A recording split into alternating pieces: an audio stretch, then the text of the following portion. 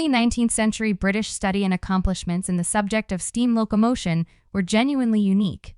Until 1830, there was no evidence of any foreign endeavor. But after that, the aliens slowly began to respond. The first competitor to the English carriages debuted in Italy. Luigi Pagani, a mechanic from Bologna who specialized in steam engine construction, created an automobile that was tested in the Bologna region in 1830. Sadly, there isn't a thorough description of these experiments, so we have to make assumptions. Given its outdated pendulum mechanism, the English were clearly ahead of the curve in terms of technology at the time. It is unlikely that this vehicle offered any particularly noteworthy performances.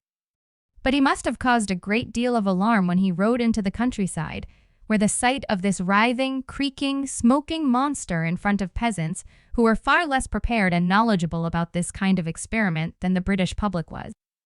It's also possible to assume that Pagani was a victim of his own countrymen's ignorance, as the peasants in particular were quick to recognize the devil's horrors in such situations. In this instance, it was usual to see a resurgence of the armed forces using pickaxes, flails, pikes, and other farming tools after the initial anxiety subsided. This was an unpleasant experience for the initial pilots as well.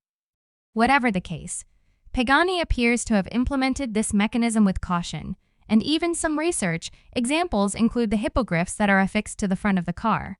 Between the wheels, these inventions were not designed to reassure the decent people of the era. However, it should be highlighted that, at a time when every British steam car had one, there was absolutely no suspension mechanism at all.